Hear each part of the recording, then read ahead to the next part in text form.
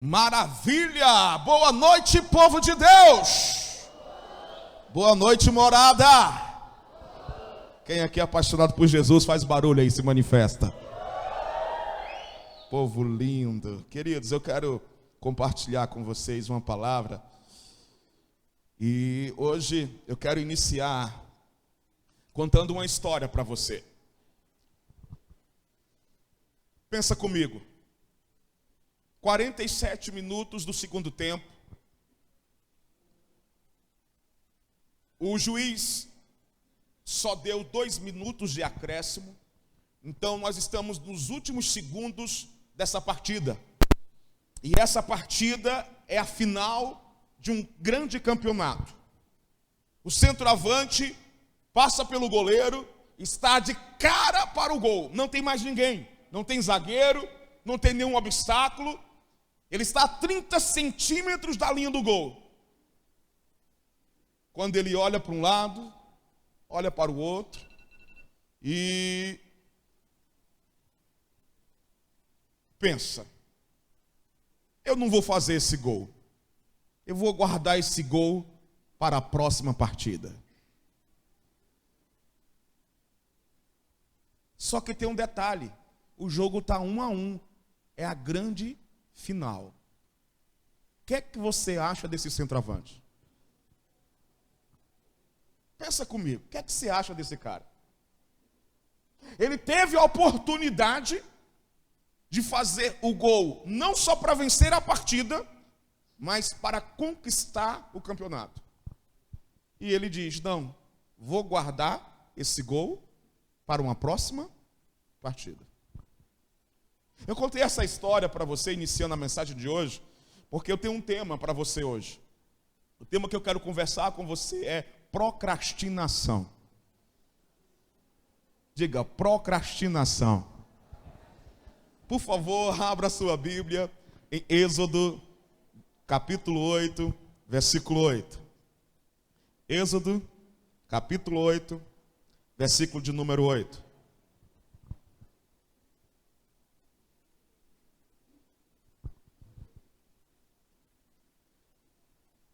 Você pode acompanhar pelo telão também. Então o rei mandou chamar a quem? Moisés e Arão. E lhes disse: peçam ao Senhor Deus que livre a mim e o meu povo dessas rãs. E eu deixarei que o seu povo vá e ofereça sacrifícios a ele. Moisés respondeu: terei muito prazer em levar o seu pedido. Diga, quando é que o Senhor quer que eu peça a Deus em seu favor, em favor dos seus funcionários e do seu povo, para que as rãs sumam do seu palácio e das casas e fiquem somente no rio. Versículo 10. O rei respondeu: orem por mim, quando? Não, de novo, vai, está errado não isso aí. Orem por mim quando? Amanhã. Não, mais uma vez. Ore por mim quando? Amanhã. Diga, meu Deus. Ore por mim amanhã. E Moisés disse: ó rei, vou fazer como pediu. Meus filhos, minhas filhas, nós sabemos, pela palavra de Deus, que o Senhor, Ele levanta Moisés para liderar a saída do povo de Israel, do povo hebreu, que estava cativeiro há 430 anos no Egito. Então Moisés, ele vai junto do rei, junto de Faraó, na companhia do seu irmão Arão, para interceder, para pedir, para suplicar essa ida. A princípio, eles pedem para ir adorar no deserto, oferecer sacrifícios ao Senhor no deserto. É interessante nós pensarmos sobre isso, porque sempre me vem à memória, quando Moisés está ali a conversar com o Faraó, o que está escrito em 1 Coríntios, capítulo 2, versículo 4. Quando Paulo, escrevendo essa carta à igreja em Corinto, ele fala que nós não devemos usar palavras persuasivas ou de sabedoria humana, mas sim palavras que demonstrem o poder do Espírito Santo. Então, Moisés, quando ele vai diante de Faraó, ele não usa nenhum dos seus conhecimentos. Como assim, pastor? Porque Moisés outrora era príncipe, dentro daquele mesmo palácio, e tinha todo o conhecimento, mas ele não usa conhecimento humano, ele não usa sabedoria humana, como Paulo fala, ele não usa palavras persuasivas, ele usa o poder do Espírito Santo. E uma das coisas que vai te vir à memória agora, é quando ele pega o seu cajado e transforma ele em serpente. Agora, por que Moisés não vai com a sabedoria humana diante de Faraó? Porque uma das coisas que Deus queria era mostrar o poder dele àquela nação, ao Egito.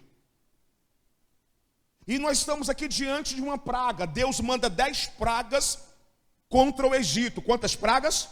10. Para mostrar o poder dele para aquela nação. E nós estamos diante da praga das rãs. Diga rãs. E a praga das rãs é a segunda praga. Qual é a praga? A segunda. Agora, quando eu estava estudando essa palavra, eu pesquisando um pouco, e eu não sabia disso, perdão pela minha ignorância, mas eu não sabia, e eu quero pedir perdão, porque eu não sei tudo, e tenho muito que aprender ainda. Mas eu descobri que para o egípcio, a rã é um deus. A rã é um deus. Então, essa praga das rãs está mostrando, acima de tudo, para o povo egípcio, que o nosso Deus é maior do que qualquer outro Deus. Graças a Deus alguém entendeu ali e deu glória a Deus. Eu vou repetir. Essa praga das rãs está mostrando, acima de tudo, para o povo egípcio, que o nosso Deus é maior do que qualquer outro Deus. Agora, vem comigo e entra na história.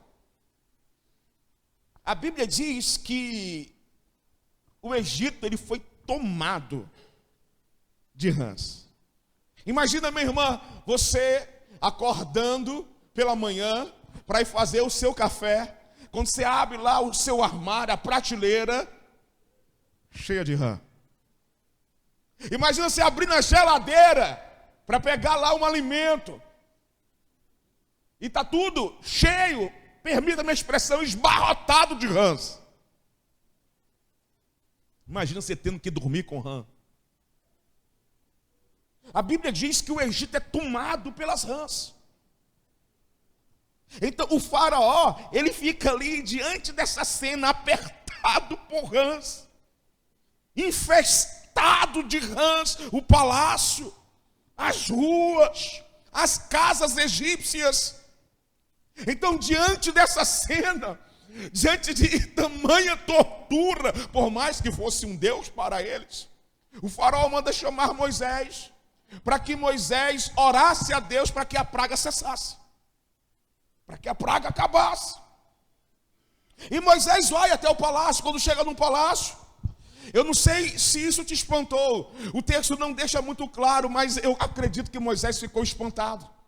Eu acredito que os funcionários do palácio ficaram espantados. Por quê? Porque é aqui, fica comigo por favor, porque é aqui onde me dá base para o tema da mensagem de hoje.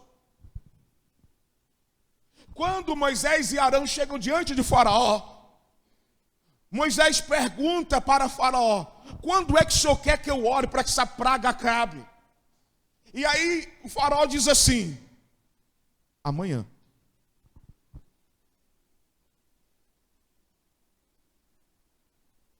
Você está entendendo do que eu estou pregando para você hoje?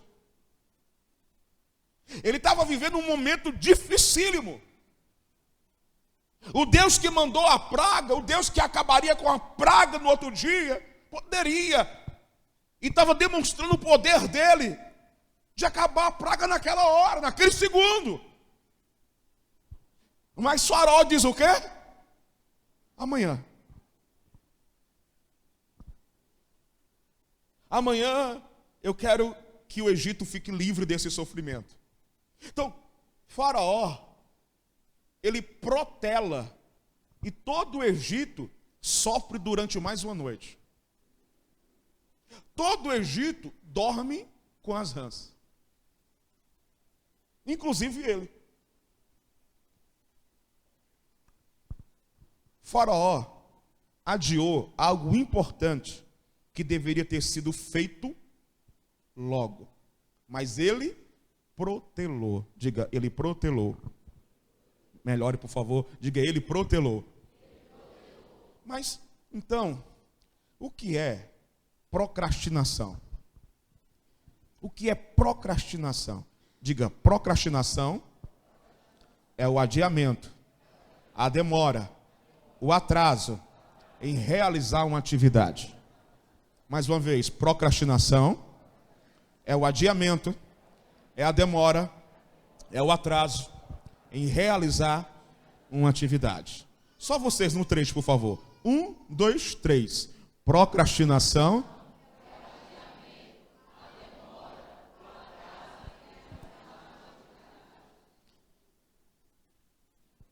Escute. Deixar para depois nem sempre é sinal de preguiça ou de irresponsabilidade. O que a maioria, ou o que na maioria das vezes acontece, é que aquela pessoa que procrastina, ela prioriza coisas menos importantes, em vez de direcionar as suas ações para aquilo que seria necessário ser feito. Na verdade, eu entendo que em algum momento da vida, todo mundo já deixou algo importante para depois.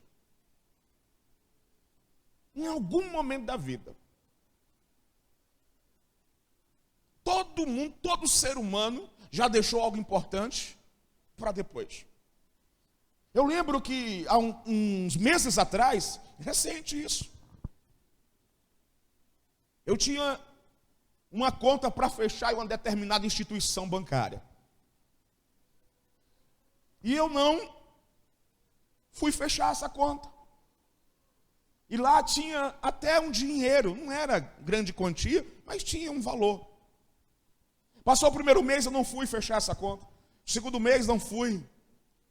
7 meses se passaram e eu fui fechar a conta. E quando eu fui fechar a conta, esperando ter um saldo, não tinha mais nada. As taxas, as mensalidades da conta, comeram tudo, permita-me usar essa expressão. Então, eu não sei se você concorda comigo, mas eu acredito que todo mundo, todo ser humano, já protelou, já deixou para depois algo importante da sua vida. Algo que ele tinha que fazer muito importante, ele deixa para depois.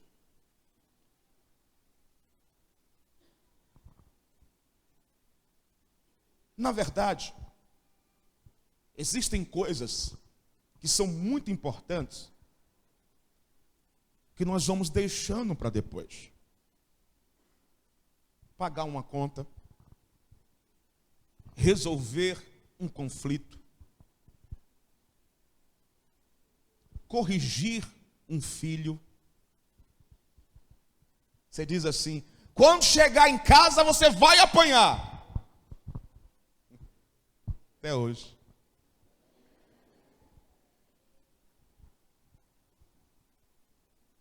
Entregar sua vida para Jesus, se reconciliar, ir ao médico. Você não está se sentindo bem, você não está legal, você fica procrastinando. Pregar a palavra de Deus para um amigo. Fazer um trabalho da escola, afinal, tem um mês para entregar o trabalho.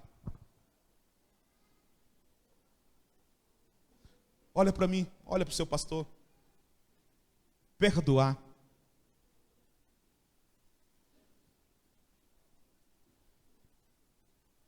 Perdoar. Cadê os homens? Consertar algo quebrado na sua casa. Eu não sei se já aconteceu com você. Tem um vazamento na ducha do banheiro. E a esposa está dizendo: amor, a ducha está vazando. Você fala: eu vou consertar.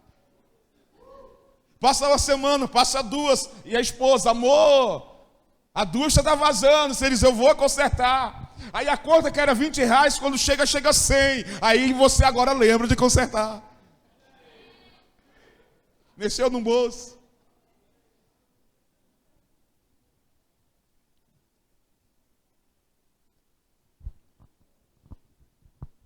Fazer um relatório do trabalho. Deixar a prática de um pecado. O que é que eu disse?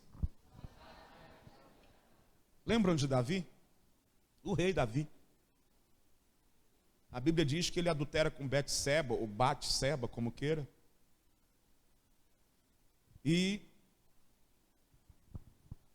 ele não confessa o pecado dele. E quando você vai ler o Salmo de número 32, você vê Davi falando do que foi gerado na vida dele por conta de procrastinar algo tão importante. Ele fala mais ou menos assim no Salmo 32. Enquanto eu calei o meu pecado, os meus ossos envelheceram. O pecado nos destrói. O pecado nos deixa doente espiritualmente e também fisicamente. Então muitas vezes nós vamos procrastinando o abandonar, o deixar a prática de um pecado. Um outro exemplo, estamos em que mês?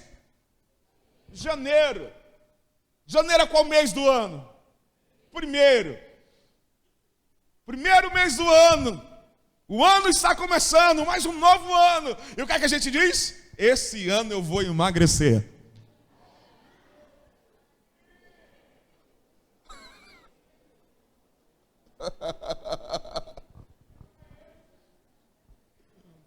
O mês está acabando e a gente não perdeu uma grama, cara. Pelo contrário, se for na balança, acho que aumentou alguma coisa. Mas deixa eu te falar, não é uma questão de emagrecer, não é uma questão de passar fome, não entra nessas dietas malucas de você ficar passando fome. Já já você chuta o pau da barraca e volta a comer muito mais do que antes. É uma questão de você cuidar da sua saúde. É uma questão de hábitos saudáveis. Diga, hábitos saudáveis. Faz um exercício, uma caminhada que seja. Corta alguns alimentos que, por mais que sejam deliciosos para o seu paladar, mas te fazem tanto mal. E aí a gente vai deixando isso para depois. Um outro exemplo, chegar no culto no horário. Não, eu tenho que corrigir isso. Não, eu tenho que corrigir isso. Que vergonha eu passei. Eu cheguei no culto, a Santa Ceia já estava acabando. E aí eu fui até a mesa. Eu não sei o que é pior, se é chegar atrasado ou vir até a mesa pegar a Santa Ceia.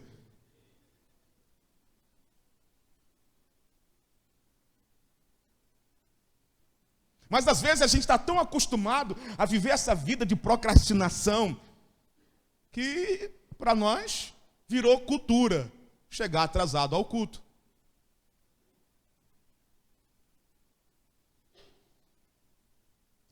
Entrar na faculdade. Esse ano eu vou terminar meus estudos e vou adentrar em uma faculdade. A pastora e eu, essa semana vamos fazer vestibular de novo. Vou fazer minha terceira faculdade, ela vai fazer a segunda dela. Aí você fala assim, mas pastor, o senhor já tem uma faculdade, já tem uma pós-graduação, vai fazer outra? Sim. Primeiro, conhecimento se paga, sabedoria se compra. Você aprende isso aqui na sua igreja porque é um texto bíblico de Provérbios. Em segundo, eu quero ter conhecimento. Em terceiro lugar, tem pessoas que são convencidas pela unção, tem pessoas que são convencidas pelo papel. E eu não sou mais só um pastor de igreja local, agora eu sou pastor presidente de uma igreja. Então vocês têm que ser bem representados.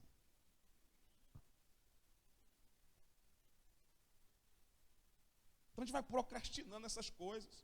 Voltar a estudar, terminar os estudos, ler a Bíblia toda. Esse ano eu leio a Bíblia toda. A gente vai procrastinando. Cara, na verdade, a lista é enorme. A lista é grande. Mas diante dessa lista que eu te dei de coisas importantes que a gente vai deixando para depois, eu quero que você redobre a sua atenção agora, por favor. Porque eu quero te dar mais uma definição de procrastinação. Veja no telão. Procrastinação também é executar algo mais prazeroso no lugar de algo menos prazeroso. Eu te dei uma base bíblica do primeiro conceito de procrastinação, que é deixar algo importante para depois, que foi o caso de Faraó. Pedir para as rãs saírem só amanhã é deixar algo muito importante, não só para ele, mas para toda a nação, para depois.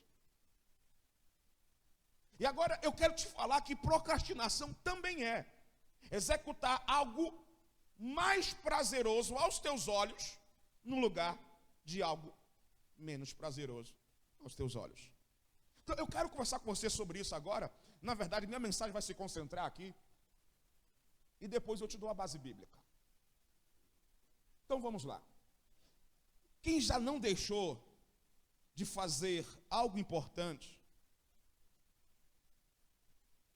mas porque naquela hora não era tão prazeroso, e fez algo menos importante, porque esse algo menos importante, para você, era mais prazeroso. Conseguiu me entender? Deixa eu te dar um exemplo. Hoje é sexta-feira e você tem que fazer um trabalho da escola, da faculdade, ou um relatório para entregar à empresa. Na segunda. E aí você chegou em casa agora, às 6h41, e se programa. Não, amanhã, sábado, eu vou me debruçar nisso. Vou passar o sábado inteiro resolvendo isso, para que eu possa entregar um trabalho de qualidade. E quando você acorda no sábado, tá aquele sábado lindo, cara. Os passarinhos cantando, você tá com o dinheiro na conta, o sol tá uma delícia, o WhatsApp toca. É a galera da igreja te chamando para ir para a praia.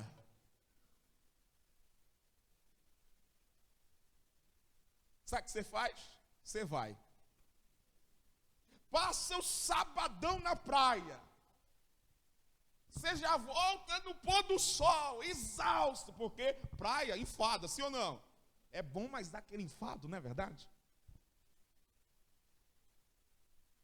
E aí, o trabalho que era para ser feito, não foi. Chega na segunda, você entrega, com licença da palavra, você que me assiste no YouTube, uma porcaria de trabalho. Agora, por que isso aconteceu? Porque aquilo que era para ser um bom trabalho, um excelente trabalho, você entrega uma porcaria. Porque você decidiu algo. Você decidiu executar algo que para você, aos teus olhos, era mais prazeroso no lugar de algo menos prazeroso.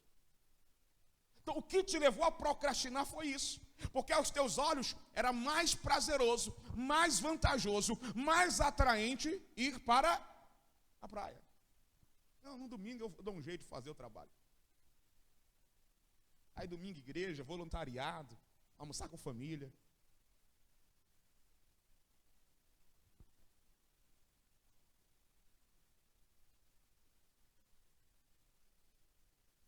Um outro exemplo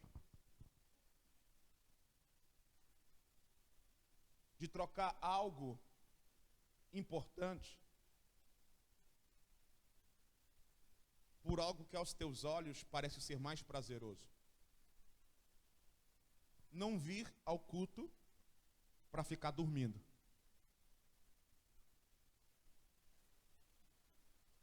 não vim ao culto para descansar, estou cansado. O pastor está falando tanto de não vir ao culto, né?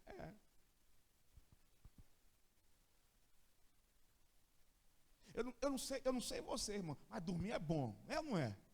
Não, fala aí para mim, dormir é ou não é bom, irmão? É bom. O meu dia da família é a segunda-feira. Final de semana para mim não é foco. Final de semana para mim é carregar pedra na cabeça.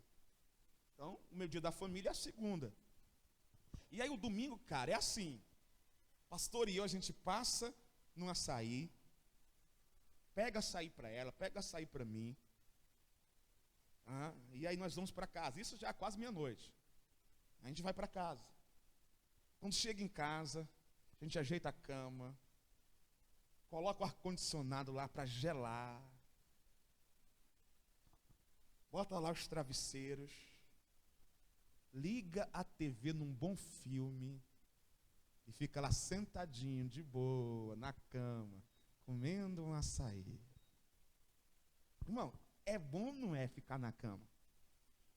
É bom demais.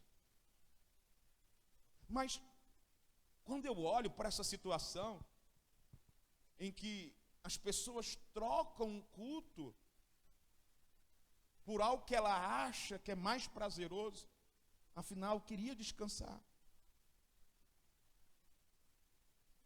Enquanto eu fazia essa palavra, me veio à memória um acontecimento de domingo passado.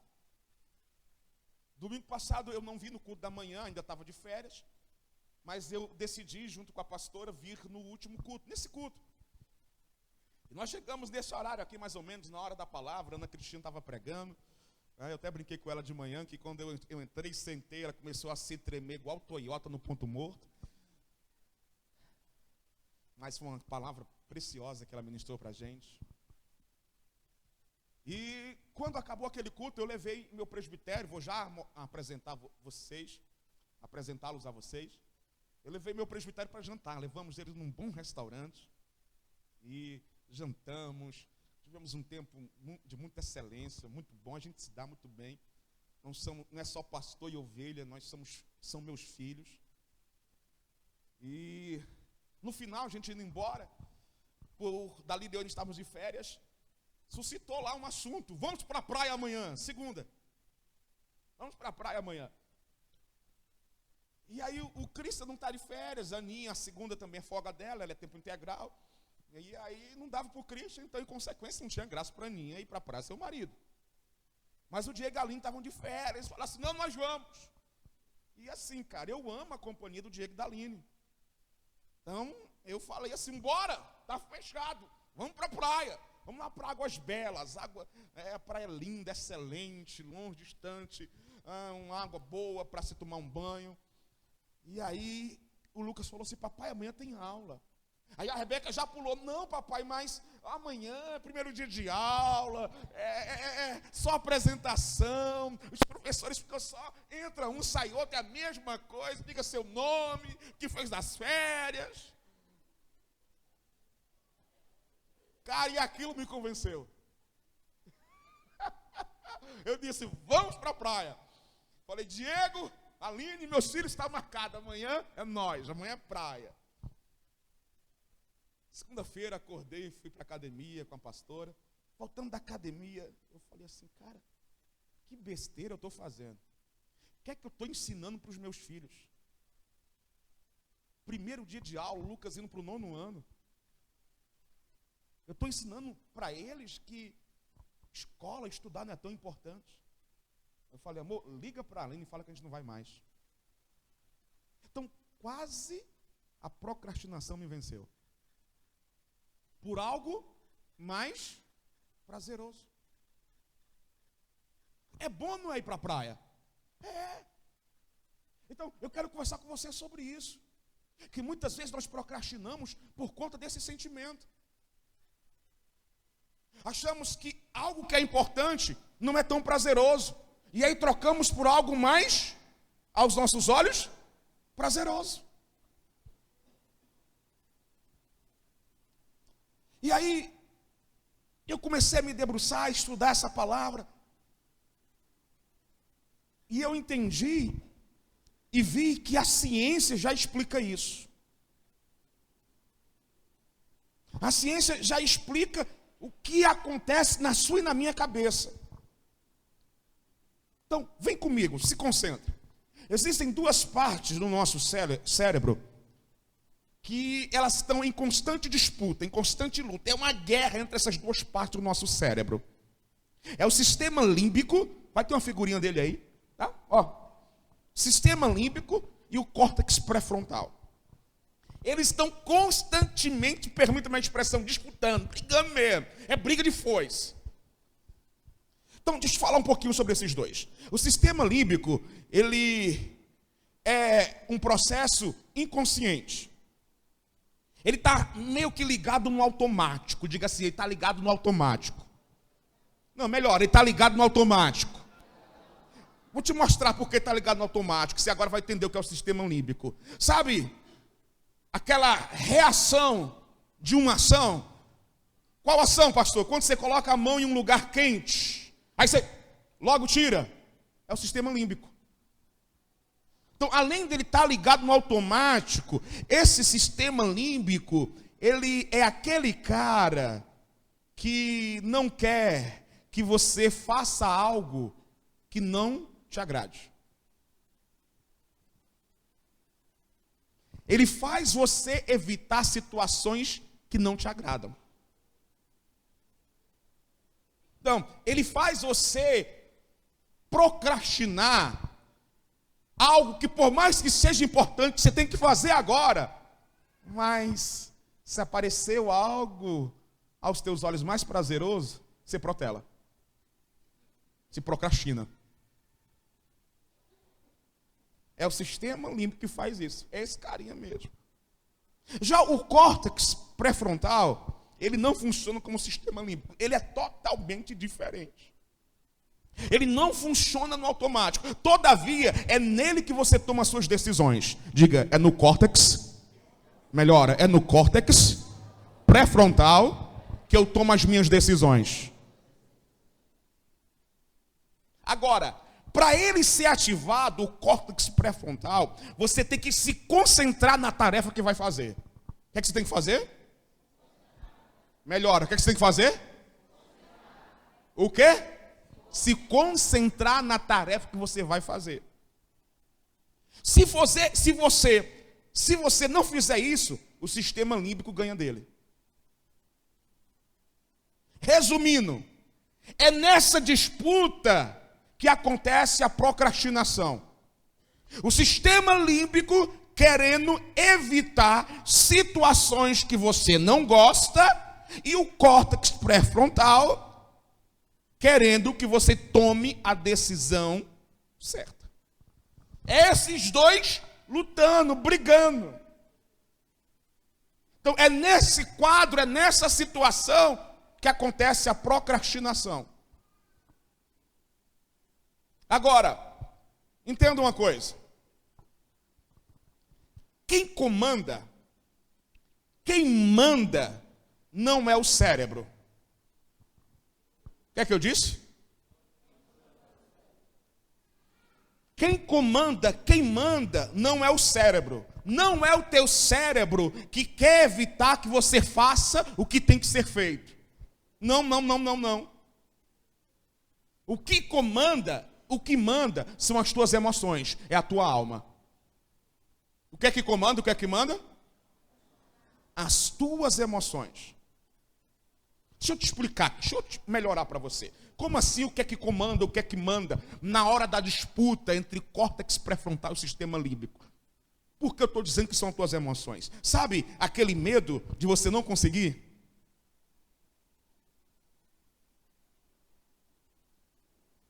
Você tem que fazer uma tarefa, você tem que fazer algo. Você tem que tomar uma decisão, você tem que resolver um assunto. E aí você procrastina porque você tem medo de não conseguir. Então não é o cérebro que dá a decisão final. Não. São as tuas emoções. O contrário do medo de não conseguir é o medo de ser bem-sucedido e depois ser cobrado. Mas, e se der tudo certo e depois a cobrança só aumentar, o salário não vale a pena para as cobranças que eu vou ter. Então, o que faz, muitas vezes, procrastinarmos são as nossas emoções. Muitas vezes, a falta de autoconfiança, o receio de onde o executar dessa tarefa vai me levar, o não querer encarar pessoas ou situações difíceis. Então, essa é a raiz do porquê nós procrastinamos. Diga assim, a procrastinação. Melhore, a procrastinação. Mais uma vez, a procrastinação. Mais alto, a procrastinação. Mais alto, a procrastinação. Tem a ver com a tentativa de evitar emoções que me tirem da zona de conforto. Resumindo, é isso.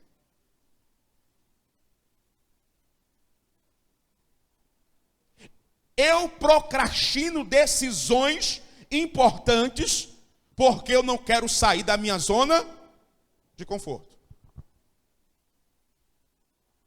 Lembra do banco que eu tinha que ir para fechar a conta?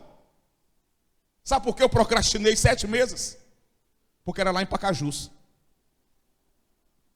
Eu tinha que parar pelo menos 4 horas do meu dia para resolver isso. E quando eu não estou de férias, irmão, 4 horas do meu dia é sagrado. É complicado eu parar 4 horas para fechar uma conta.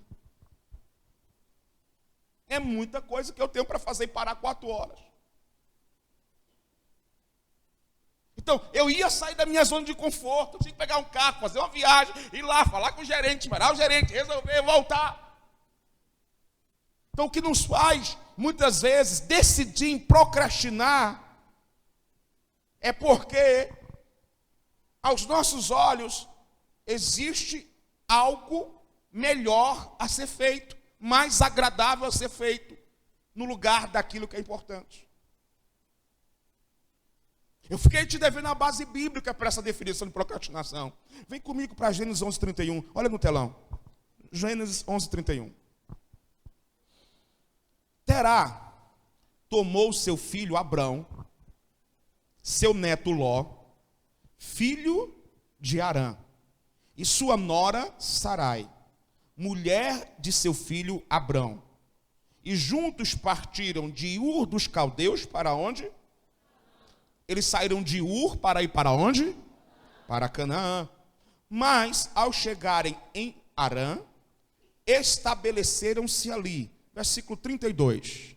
Terá viveu 205 anos. E morreu aonde, meus amores? E morreu em Arã. Agora me responda, por favor. Ele saiu de Ur dos Caldeus com o objetivo, com o propósito, com a finalidade de ir para onde? Não, melhora. Para onde? Para Canaã. E ele morre aonde? Em Arã. Quem era Terá? Terá era pai de Abrão ou Abraão. Como eu acabei de vos falar, ele sai de Ur dos Caldeus para ir para Canaã. Mas ele para em Arã, ele dá uma paradinha em Arã. Só que quando ele chega em Arã, ele se estabelece lá de uma forma tão boa. Ele prospera tanto. Tudo está dando tão certo para ele. Está tudo tão bom para ele. Que ele faz o quê? Procrastina.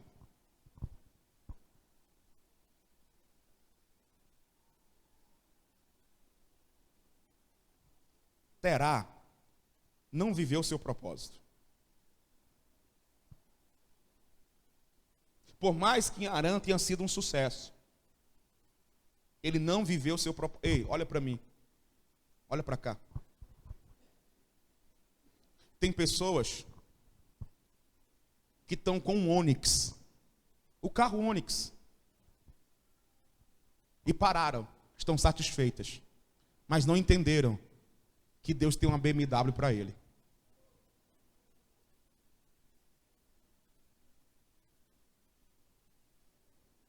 Foi o que aconteceu com Terá.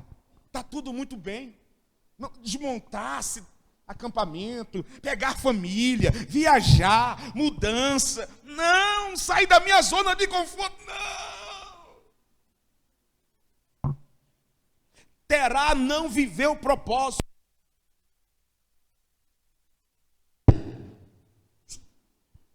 Terá procrastinou para sair de Harã e morreu fora do propósito. Diga, ele morreu fora do propósito.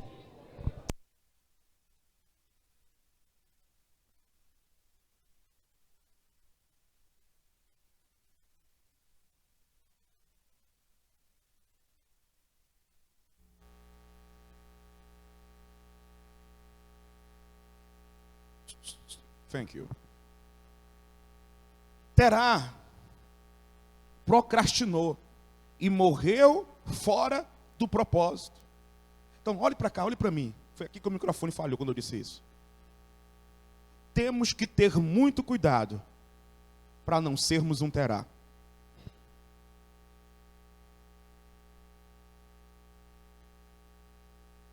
Eu te falei tudo isso, eu te ensinei tudo isso hoje aqui, porque às vezes a gente chega num culto como esse e fala assim, ai, graças a Deus, eu não sou daqueles que procrastinam.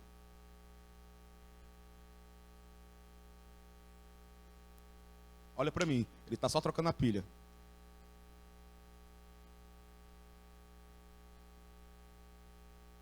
Nós temos que ter muito cuidado para não sermos um Terá, onde nós fazemos planos. Ah, um dia eu terei isso. Ah, um dia eu farei isso. Ah, eu tenho um sonho tal. Ah, eu quero fazer assim, quero fazer assado e pá. E aí, até agora nada.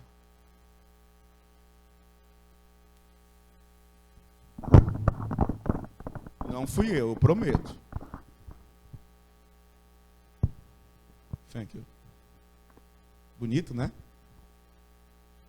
E aí, ó, vai quando o casamento?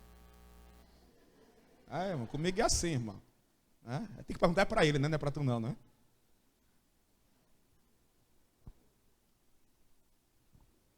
Meus amores, quantas vezes nós adiamos decisões importantes por insegurança ou porque simplesmente nós não queríamos fazer?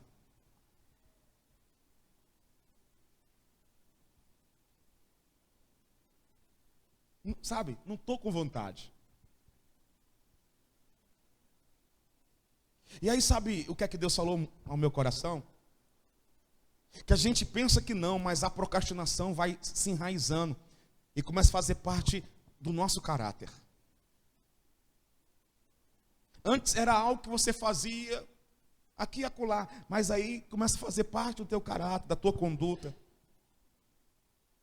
E acaba que você vai levando a procrastinação para a tua vida espiritual.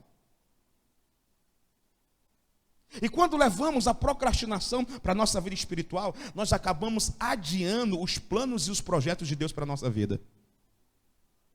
E é por isso que tem muita gente infeliz. Por quê? Porque a Bíblia diz que a vontade de Deus é boa, perfeita e agradável.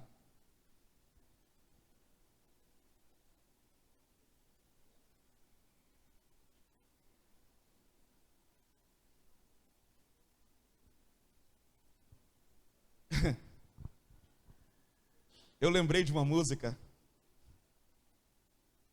quando eu estudava essa palavra. Eu acho que todo mundo já teve um momento rebelde na vida, não já? Quem não tem esse pecado, atira a primeira pedra em mim. Eu nasci em um lar evangélico, mas eu tive ali um tempo de rebeldia. E eu lembro que nesse tempo de rebeldia, eu ouvia Renato Russo.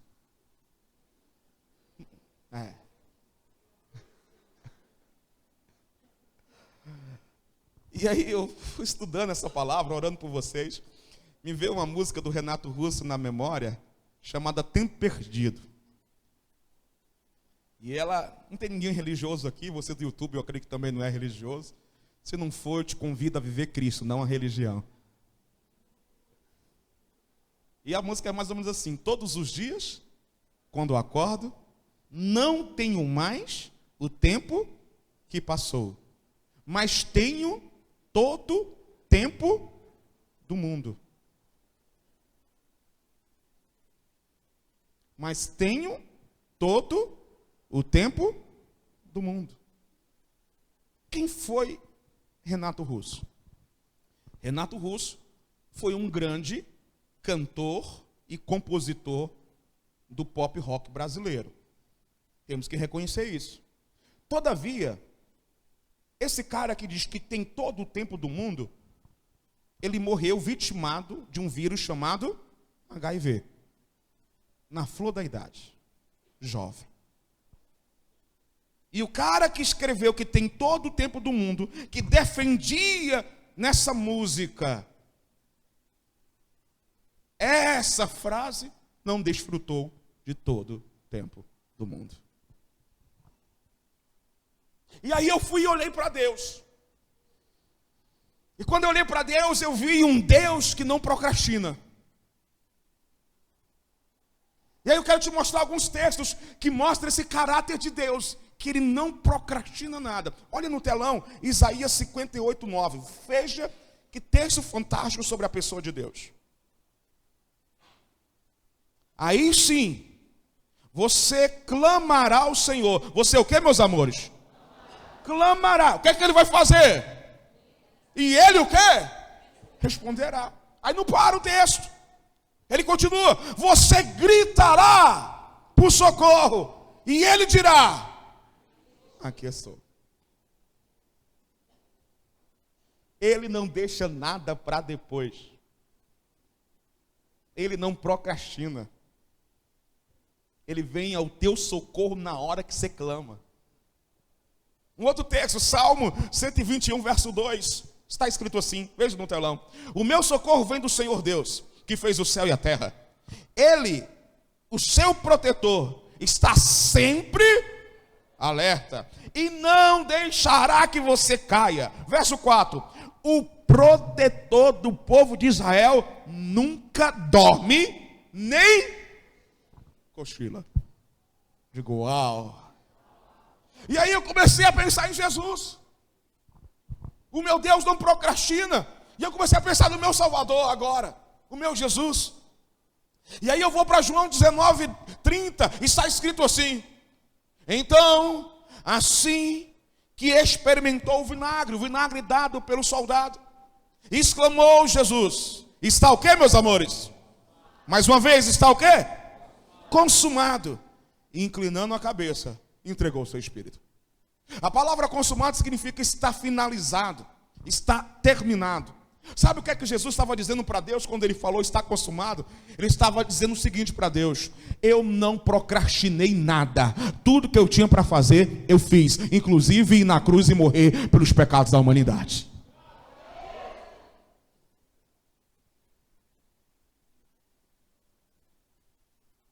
Então, escute uma coisa. Superar a procrastinação é possível. Diga para quem está ao teu lado: superar a procrastinação é possível. Então, depois de você entender muito bem sobre procrastinação, eu quero te dar alguns passos de como você vencê-la, de como você superá-la. Primeiro passo, passos para superar a procrastinação. Primeiro, reconheça que há mais dor em procrastinar do que em fazer o que tem de ser feito. Ei, olha para mim.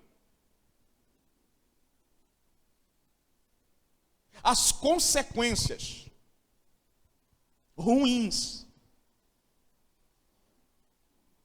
as dores, as decepções são bem maiores quando você procrastina.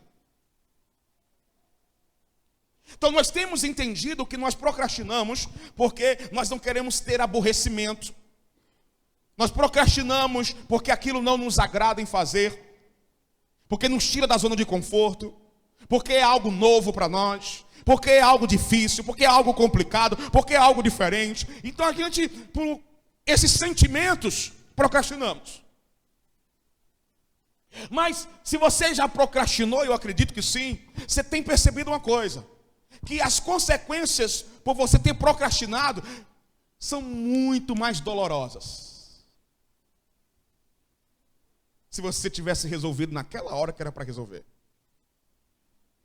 Então, ao entender isso, quando novamente vier o sentimento para procrastinar, lembre que é muito pior procrastinar. Segundo passo que eu quero te dar para te ajudar a vencer, a superar a procrastinação.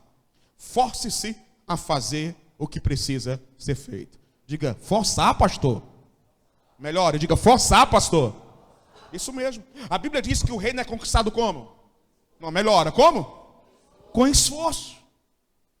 O reino de Deus é conquistado com esforço. Então, para você poder vencer a procrastinação, você tem que se esforçar e superar o desejo de fazer aquilo que aos teus olhos parece mais agradável. Lembra do que eu te falei da segunda passada? O que é melhor? Botar meus filhos para a escola. Deixa eu mudar a frase. O que é mais agradável? Levar meus filhos para a escola ou ir para a praia ficar com eles? Na companhia do Diego e da Aline ainda. Ir para a praia. Mas eu tive que parar e tomar uma decisão, me esforçar. Então, da próxima vez que você sentir vontade de procrastinar, lembre-se que como é bom você terminar algo que você tinha para fazer. E aí então, vá à frente, se esforce, não procrastine. Quando você faz isso, sabe o que acontece? Tua autoestima dispara, vai lá para cima, consegui fazer mais uma coisa, resolvi mais um problema. Terceiro passo, adquira alguma alavancagem. Diga alavancagem. Mais uma vez. Terceira vez. Escuta. O que nos faz procrastinar é muitas vezes ficarmos olhando só para os pontos negativos da função, da tarefa, do que eu tenho que executar. Fica olhando só para os pontos o quê? Negativos. Então, tenta fazer o contrário. Cria alavancagens, ou seja, coisas que impulsione ou te empurre para frente. Em vez de pensar nos pontos negativos daquela tarefa, no lado negativo, no lado difícil daquela tarefa, daquela função, pense em todas as coisas que você irá deixar de ter, ou todas as coisas que irão deixar de acontecer pelo fato de você ter procrastinado. Não somente naquele momento, mas no futuro. Então, começa a pensar nos benefícios que aquilo vai gerar por você ter feito aquela tarefa. Quantas vezes procrastinamos em entrar na faculdade? Voltar a estudar. Novamente estar na sala de aula. Pagar mensalidade. Então tira a tua mente disso e coloca nos resultados positivos. Você vai ver como vai te ajudar a tomar a decisão. Quem está comigo, não deixa a mente vagando. Estou vendo gente com a mente vagando. Fica comigo aqui. Quarto passo. Como é que come um elefante?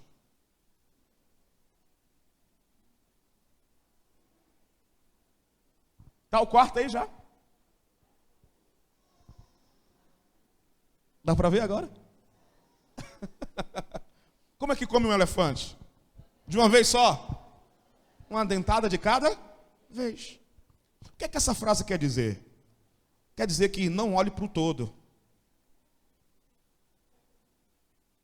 Não olhe para o todo que você tem que fazer. Uma das formas mais comuns de fazer alguém procrastinar é quando nós nos sentimos esmagados pela quantidade de coisas que nós temos para realizar. Então, qual é a dica? Tente separar aquilo que você tem para fazer em pequenas tarefas, em tarefas menores. Isso vai te ajudar a não procrastinar. Quinto passo, quinta dica. Mude as suas crenças. Diga, mudar as minhas crenças. Mais uma vez. Terceira vez. Escute. Os problemas que te colocam num estado de procrastinação, eles podem desaparecer se você mudar a tua visão sobre as coisas. Se você mudar a tua visão, mudar a tua crença, aquilo que para você até ontem era um problema, amanhã você não vai enxergar mais como um problema. Então, hoje, nesse culto, examine as suas crenças.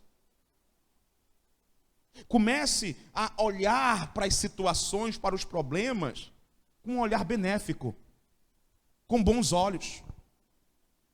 Sabe, o ser humano é muito tendencioso a só ver pontos negativos, a não dar críticas construtivas e sempre críticas negativas. Eu vou dar o mesmo exemplo que eu dei pela manhã, no culto da manhã. Você chega numa clínica, você vai fazer um exame,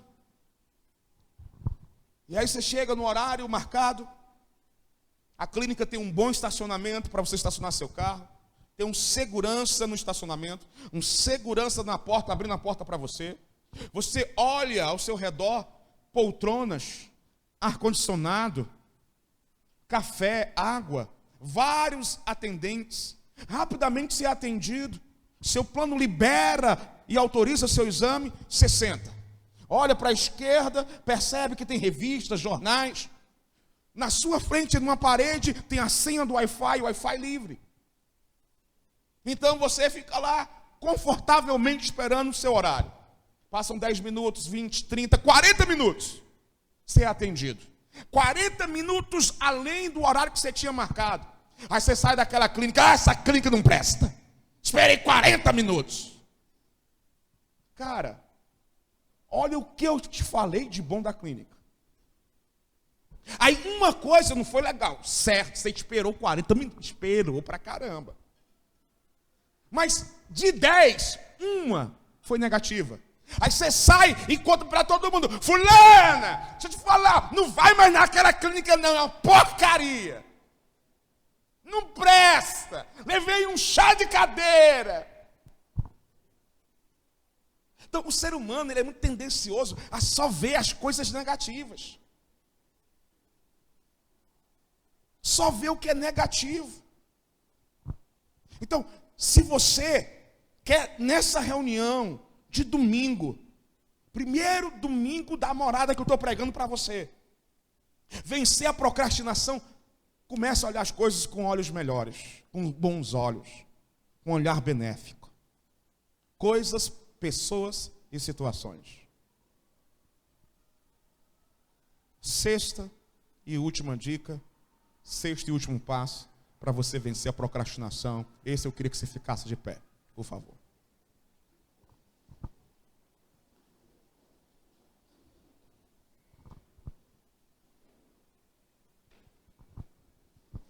Veja no telão aí o sexto e último. Não seguir pelos seus... Tem alguém comigo aqui? Não seguir pelos seus sentimentos, sua alma. Seguir pelo Espírito. Lembra que eu falei para você do sistema límbico e do córtex pré-frontal? Lembra? Lembra que eu falei para você que não é o cérebro que manda, e sim as nossas emoções? Então você pensava que eu estava falando aqui baboseira. Não. Eu tinha um objetivo, chegar aqui. E aí, orando por essa mensagem, e pensando, eu falei: Deus, eu não estou errado no meu pensamento. O cristão, ele tem uma vantagem sobre aquele que não é cristão, com relação a vencer a procrastinação.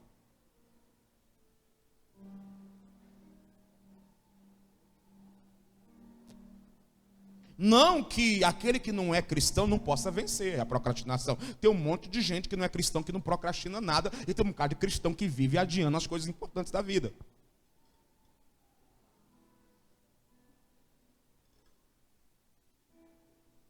Mas, olhando para esse sexto e último passo, faz sentido o que eu vou te falar. Se na hora de decidir em procrastinar ou não, o que manda é o sentimento, o que faz nós procrastinarmos são as nossas emoções, significa que se eu sou um cristão e tenho o Espírito Santo, o Espírito Santo me guiará a toda a verdade e eu não vou procrastinar. Então, resumindo, essa noite é uma noite de nós pedimos ao Espírito Santo que nos ajude a virar essa chave na nossa vida.